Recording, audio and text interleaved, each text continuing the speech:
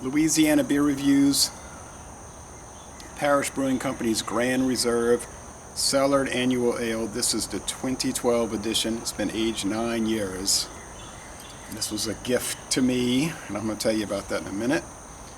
It says, patience, Grand Reserve should be saved and shared, brewed only once per year. Our barley wine ale is characterized by an intensely complex malt, hop, and fermentation profile. Naturally carbonated, it will age gracefully when cellared.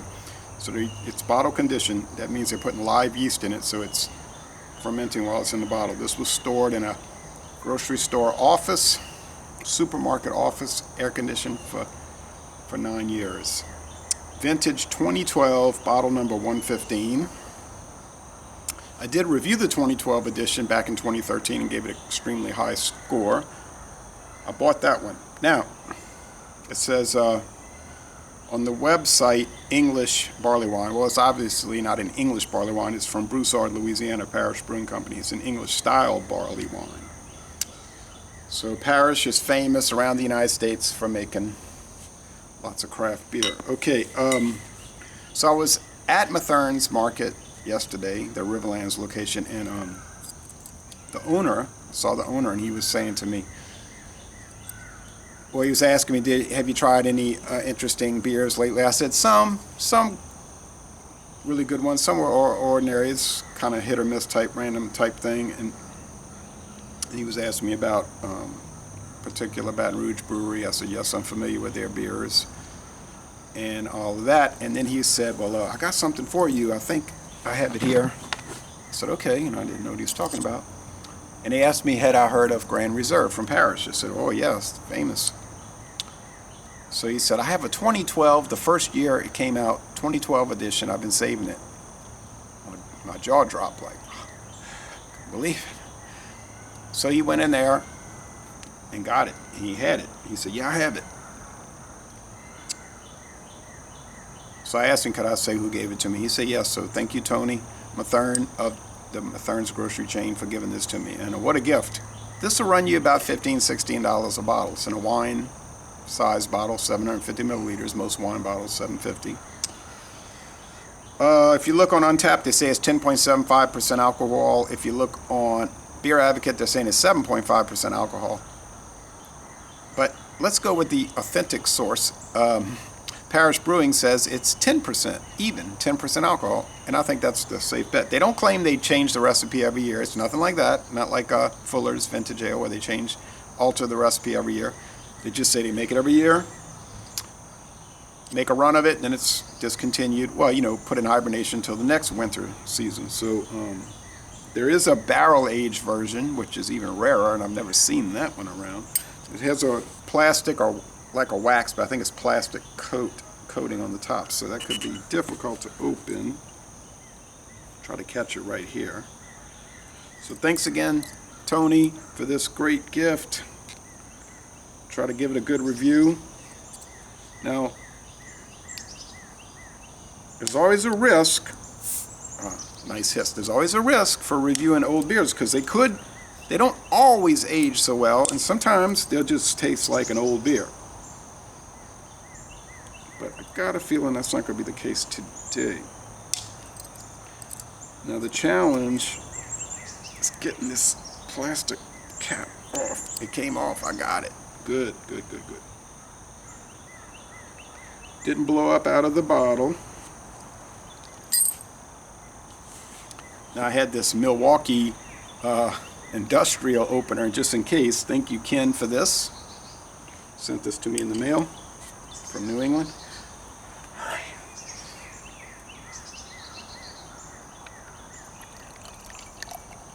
Now you know as well as I do there's going to be sediment galore at the bottom. It's popping everywhere because of the ragged surface area. There's going to be sediment galore, but we won't have time to get to that. On the second tasting, if I can get in contact with my friend David, I haven't been able to reach him, but he's busy with stuff. But if we do a duo review, I'll cap that back. We'll do the sediment. He won't want the sediment. He'll leave it to me. Okay. So we can see it's got an ivory head of foam, not a thick head. It might be thicker in a narrower brim glass instead of a snifter. I think a snifter is a good glass for this. Good for brandy. Now it has a brown appearance, similar to a quad from Belgium, I guess you'd say. It's kind of like prune juice looking. It's going to have, I think this is a prediction, going to have a lot of aromas like figs, dates. It doesn't contain figs or dates, but oh, and the hops are sterling hops.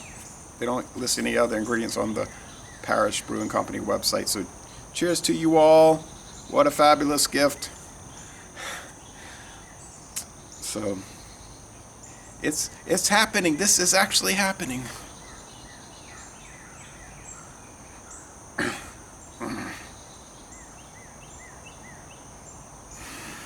Yeah, it's really rich barley malt, fermented, the figs, the dates. Even if you want to say prunes. Now I got a feeling if you drink this whole bottle, I wouldn't drink the whole bottle quickly. That's over 20, it's 25.4 ounces, so you're getting over 2 regular sized beers, and at 10%, woo woo. But let's say you drink this whole bottle over a 4-hour period, 4 or 5 hour period. Well, that'd be okay. Bet you the next day you won't have any trouble going to the bathroom, you know what I mean? All right. This is going to be probiotic, so to speak, as they say on TV.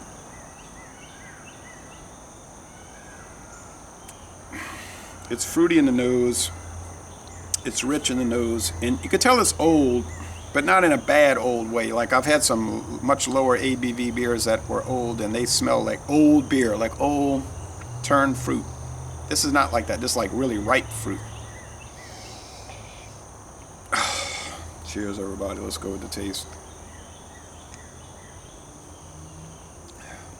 Okay, now the carbonation level is not high. It hasn't exactly gone flat. It's naturally carbonated, so it's not carbon infused like most mass-produced beers. They got the carbon, CO2, carbon dioxide infused to get, you know, the prickly carbonation that most beer drinkers expect. So if you're used to, say, like a Bud Light or a Miller High Life Light, first of all, it's going to be extremely strong for your sensibilities, but you might like it because you might be interested in trying new things. But you're going to find that you're going to find it's flat relative to those. It's obviously not totally flat because it's got some bubble action.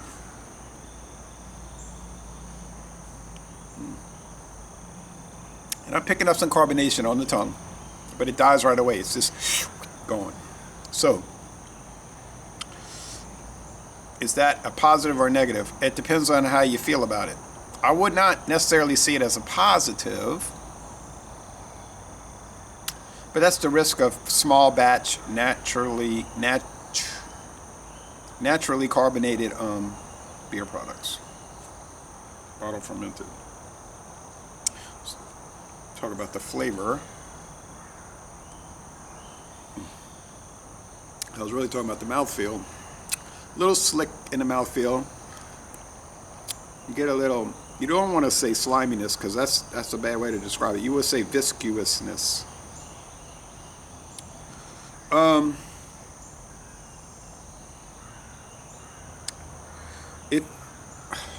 It feels extremely hot. Not hot. Extremely alcoholic. It's not a hot thing like you would get with a 100 proof brandy or bourbon. But you can feel it. It's like, whew, my face feels flushed. So, can a bottle fermented ale gain alcohol while it's conditioning in the bottle? I don't know the science. I really don't know much about the science of beer, honestly. I know how to taste them, I guess, because you taste them. If you like them, you score it appropriately or whatever. But the science of it, I don't know. I'm not a scientist. My studies in high school, college, and the master's degree was history and government and geography. But it's 10%, but it sure seems stronger. Ooh, it seems stronger. But it could be a misapprehension of it.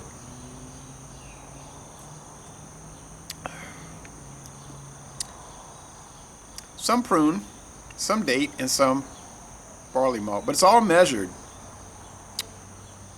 It's not as rich tasting as you might believe, or might have expected. Medium bodied, not heavy bodied, and a mostly dry finish. What about chalkiness? As you get with a lot of high gravity ales, even more so with lagers, that nasty chalkiness.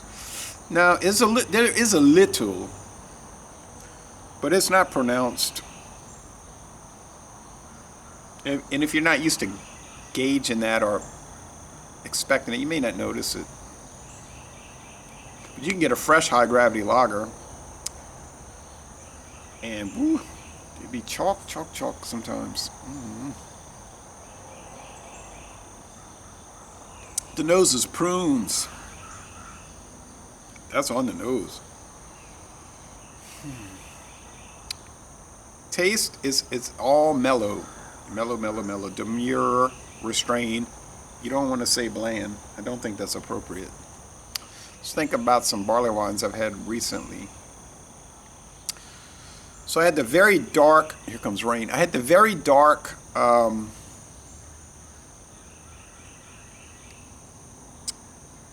Bottle Shop series from Founders, the Nemesis, 11.2, strong, and it's strong apparent. You know, the strength is apparent. You taste it, you say, woof. And I drank a bottle the other day, 2 days ago, but it didn't affect me too much. And that's relatively fresh. It is fresh, and I just drank it, you know, and like if I would be sipping on natural ice or something. And of course, every sip is like an adventure with that thing. And that has a lot different flavor than this. Every barley wine is going to taste different, I have to say. You got Old Foghorn, which needs to come back to Louisiana. You hear me, Anchor? I'm sorry, North Coast Brewing.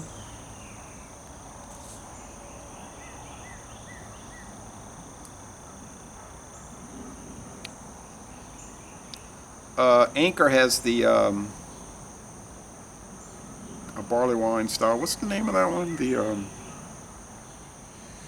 I get confused. Of course, the famous is the Sierra Nevada Bigfoot. And that has a rich date flavor. Dates. Luckily, we were able to get some 2021 Sierra Nevada Bigfoot. Hadn't been able to get it too much lately. That's a powerful one. Not as much as these, but it's a delight. Oh, what a fabulous thing. So let's see, we got old. Oh. I caught myself before you make a comment. Old Stock Ale is from North Coast. I knew it was wrong. Old Stock from North Coast, sorry. And Old Foghorn is from Anchor. I knew as soon as I said it. My mind is like the HAL 2000 computer about to malfunction. But I caught it. Anyway,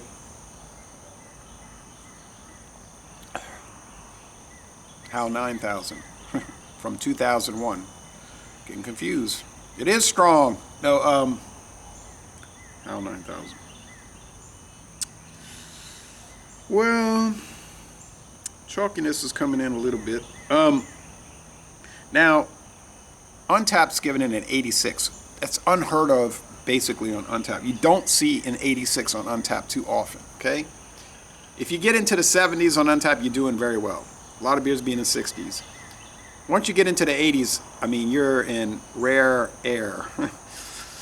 Beer Advocates say a 92, which they say outstanding. I would call that A-, but they use a different, there's a horn going off somewhere. They use a different parameter, different set of parameters. Rate Beer is giving it also a 92. One of those few times that they match. 92. But in the style, it's saying 71. The strange world of Rate Beer. They're saying, for a beer overall, it's just wonderful, a 92. In the style, it's average, not that good. So I don't know how these beers can be fabulous, or even sometimes world-class in the overall, but in the style, they're very poor. Sometimes it's a mystery to me. So we have rain coming down. Well, this is very pleasant. Is it flawless? No, it isn't.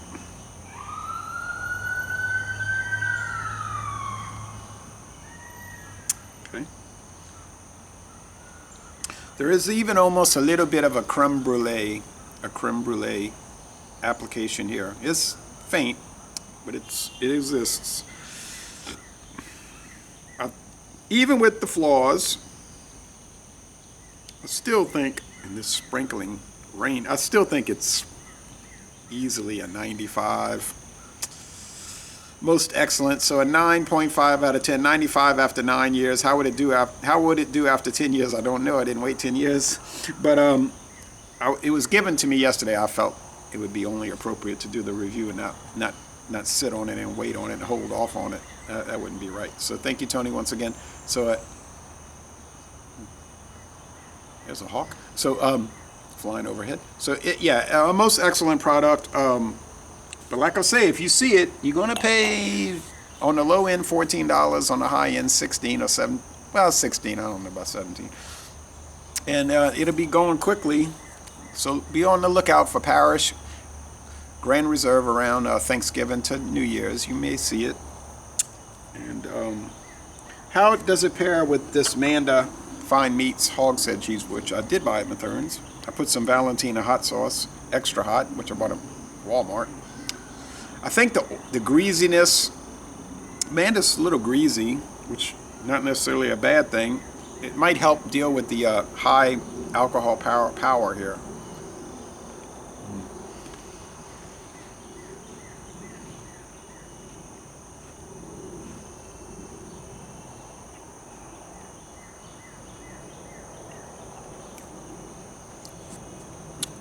This one I put a little bit too much hot sauce. It just came racing out of the bottle.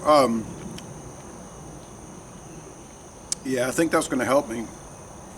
It seemed like the grease, the pig fat, the lard, or whatever it is, it kind of absorbs the alcohol, helps you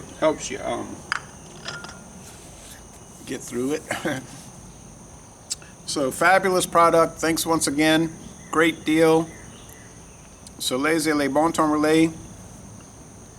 And I'm going to end this review by saying, y'all go to Brewed, Louisiana along US Highway 90, which stretches from Jacksonville Beach, Florida on the Atlantic Ocean, all the way to Van Horn, Texas, just east of El Paso, since 1926. And I'm going to say tour their brewery. I do need to go there. We keep saying we're going to go, friends of mine, we're going to go, but we never do it. I think the last brewery tour I took was with Tanya Makowski at Abita in 2018. So anyway, that's it. The video is over.